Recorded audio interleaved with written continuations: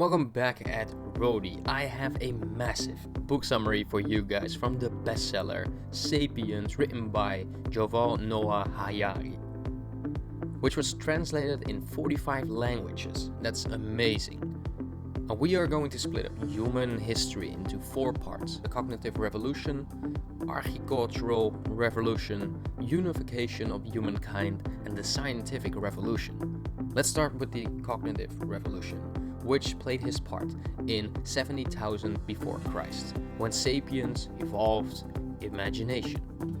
Before the cognitive revolution, we were in the middle of the food chain, where we were hunted by many animals and often killed because of our lack of speed. Then something happened. We became the dominant species on the planet. We outran the lion, king of the jungle.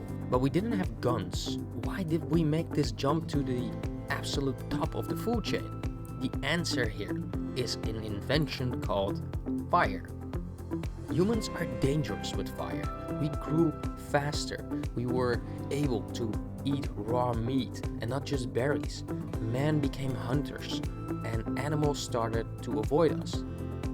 It was easier to make weapons, to heat things up and bend them. Animals would run away from fire itself because they knew it could kill them. At this point, we were really separating ourselves from the ape. The question is, what makes us different from the ape, and what can we do that apes can't? There are 3 major differences between man and ape. Number 1, tribes of ape cannot be bigger than 150 apes. Apparently, apes cannot track who is part of the tribe and who is not. If the tribe gets bigger, approximately 150 apes, they started attacking each other. Number 2, humans can collaborate with an unlimited amount of people, and our ability to work with an insane number of people on one project is a miracle, and that's eventually how we build pyramids. But we will get to that later. Number 3, the biggest difference is that humans can trade. We are able to imagine a value attached to an object. With this God-given ability, we are able to do business with other humans, and we still do. When trading existed and when we started trading with each other, we developed gossiping, who you should trust and who you should avoid, who would scam you and who carried great integrity with him. Also, romance started to evolve, where warriors became heroes. This was the birth of storytelling, where soldiers would come back to the bonfire and they would tell their story from their journey, where they fought the unknown and the living predators and became true heroes, and the woman loved it. Maybe these times are a little bit out of reach for your mind, but let me bring you a little bit closer to something called habits and lifestyle.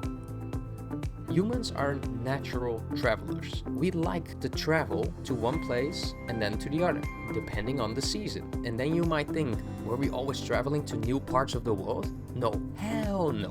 They made a route, like a map, a sort of a circle, where they would travel each season. And in the summer, they would go to a river, a running river, for fish. And during the winter, they wanted to be sheltered, for example, by caves, to catch animals and also warm themselves. So what they did, they made bases and harbors, and every year they would come back and make them better. The second habit was building bases with fences, and every year they make the place better. So they grew eventually communities, and at the harbors they made nets and tools. The last habit is very familiar for people, and this still exists. It is teaching, practicing, and hunting. Depending on what role you suited based on your body and your brain, you got yourself a hobby or a job.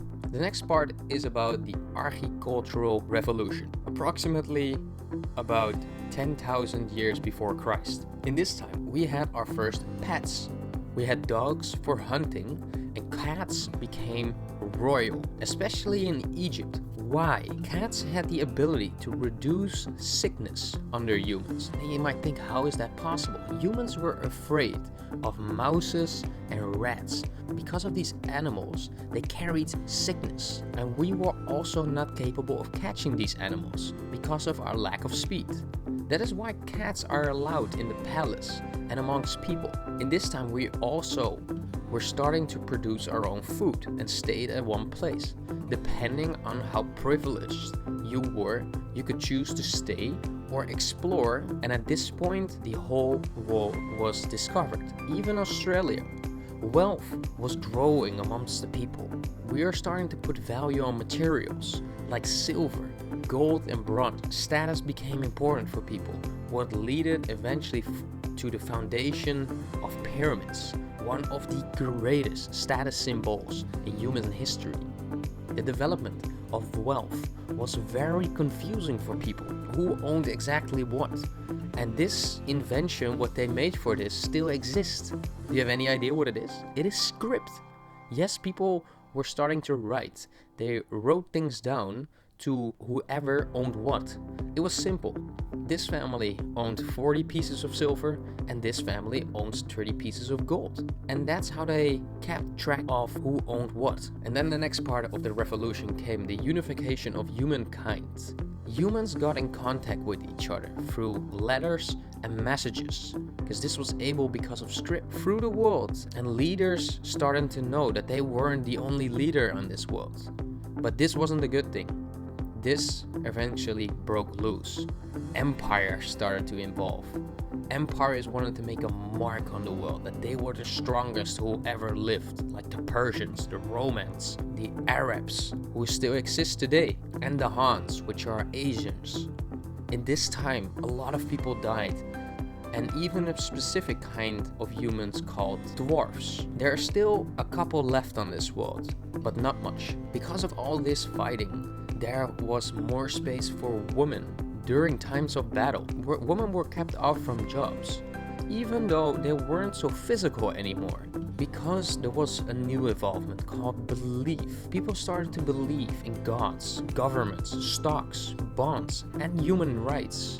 Who deserved what? And as I said earlier, we were able to imagine. We imagined things for things that we couldn't explain, like the weather, death, and bad luck. So we imagined gods, we painted them, we gave them a name, and we put the gods above us. And then I thought, this is interesting, because we were afraid of things we didn't understood. But back then, why are we so afraid all the time? In the beginning, I told you that we made a huge jump in the food chain, but before, where we were killed by animals all the time.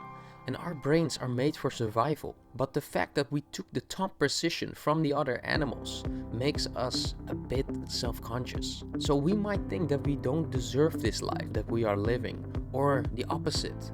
We become entitled, which is, by the way, a big issue today. But that's for a later video. Because of this feeling that we might not deserve our position, some of us became grateful. To who should we show gratitude? And this was the evolvement of religion, kings, and landlords who came into the picture, and then the first taxes were invented, where people were paying for their safety and their well-deserved lives. This is the last part, the scientific revolution, which played out approximately 1500 after Christ. We're gonna talk about the development of money.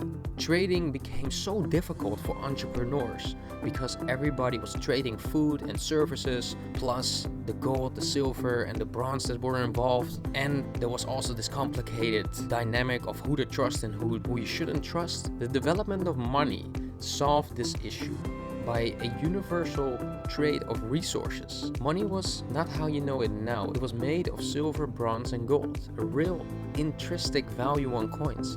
In 1775, the dollar was brought out. There was a lot of attention of ignorance during the 1600s till the 1900s, before there was any internet. Because of the lack of data, there is a question on this topic, and it is, did the internet make us much more happier and more productive? Because these days, we know a lot. We can look up everything. And back then, people didn't know any better. and they were just happy with the things they got. But the invention of the internet made us able to know a lot more, which made us a lot unhappier these days. Then the big part of the revolution started to evolve around racism and slavery, where blacks were owned by people. Especially in the US, after the Civil War, things got more equal. And then the last part was the difference between man and woman, which became a big topic after the wars, where the man disappeared again into the war. And when the guys are gone, this time the woman dared to step up and claim their rights for jobs and votes. But why do women have such a problem to get to the top of a hierarchy in human societies? The biggest problem for women is their dependency on men during pregnancy, where women are out for 6 to 36 months. No, there was no daycare yet. Also, the woman had not really a choice who to marry. There was a most bizarre thing what I read in this book, and it was a story about a raper. And this is how it went back then. If a raper got his hands on a woman who was still a virgin and he was able to have sex with her, he had to go to the dad and tell the dad about what he did. And then this was the most bizarre thing. He had to buy the woman for 40 pieces of silver, and then the woman would become his wife. The last evolvement was sugar, and this is a real disaster for humans. Why can't humans resist sugar, and why are we so attracted to it when we are hungry? Back in the cognitive revolution, when we would find fruit as humans, we would eat it directly, especially ripe and red fruit. It was the best thing to find in nature when you were looking for food. And that's why we're so attracted to sugar, because our brains see it as the most valuable reward that you can find. I would like to thank everybody who watched this whole summary, and if you did, leave a comment, and I will see you guys in the next one. Bye bye.